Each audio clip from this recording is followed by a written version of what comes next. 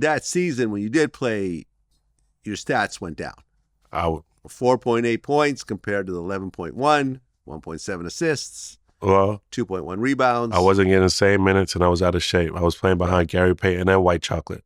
You forgot to name those superstars when you Gary Payton and White Chocolate were the point guards, the 1-2 combination, and I was the third string. Right. Shout out to Gary Payton. I've interviewed him. Did Gary give you a hard time? Because Gary's trash talking is on a different level. Yeah, no, he didn't give me a hard time per se. He just trash talks. That's just who he is. Right. Okay. And then something happens with a parking lot attendant. Yeah. What happened? Very unfortunate incident that happened. Certain things in life that happen outside of your control, and it changes the course of your life.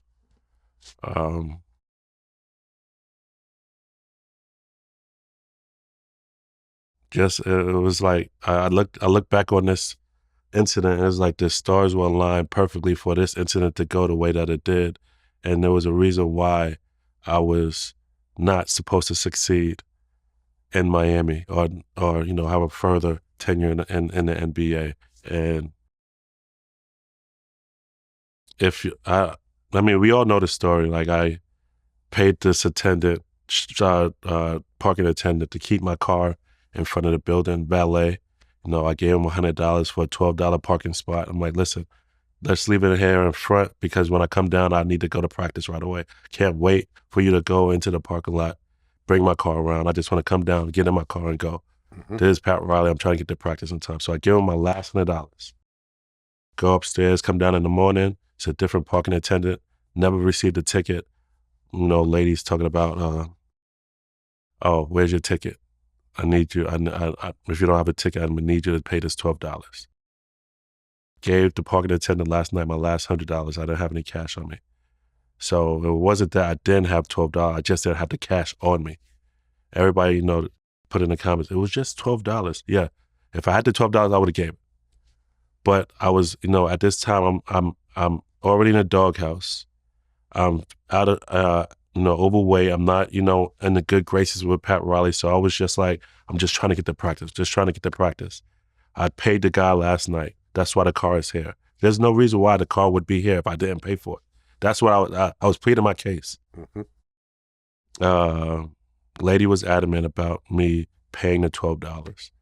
So I run to the ATM that's 2 blocks away to get the $12. But in doing so, 26-year-old me kicked over the podium of keys because I was upset. Kicked it over, got the $12, came back. Now, come back with the $12. She said, no, I need to give $100 for the podium.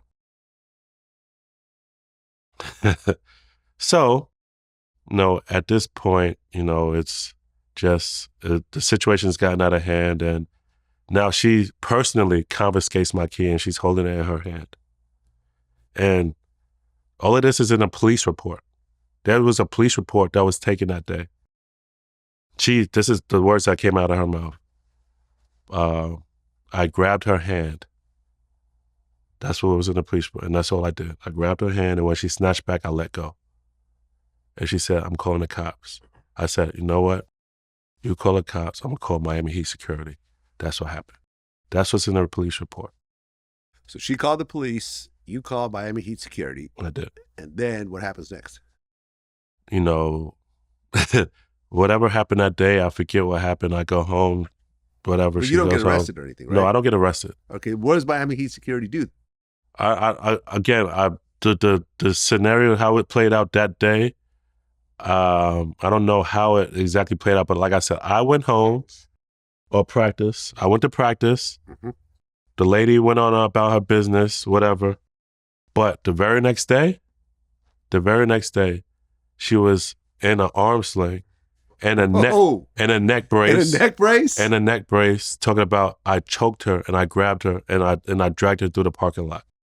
Oh, she pulled a Nizel, my neck and my back. That's what she was in the arm sling and a neck brace. Right?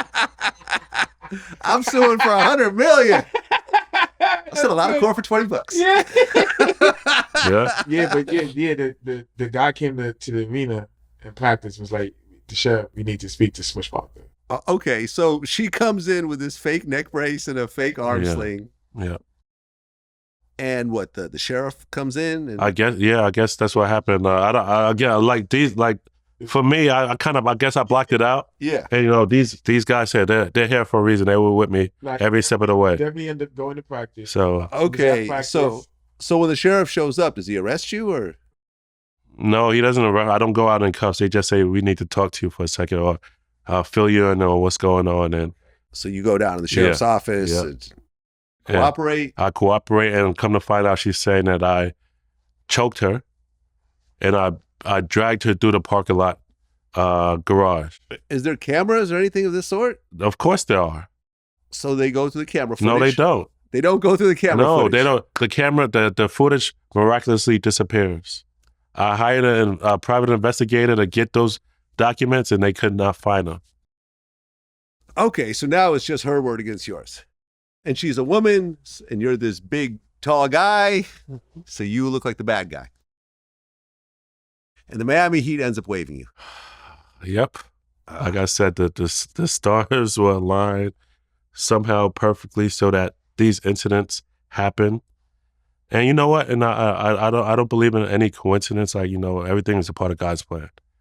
And I believe that. And it was a part of God's plan for me not to have that platform in Miami, but to have this platform here to, share my story, and hopefully that, this story will reach whoever it needs to reach to, so that they don't make the same mistakes.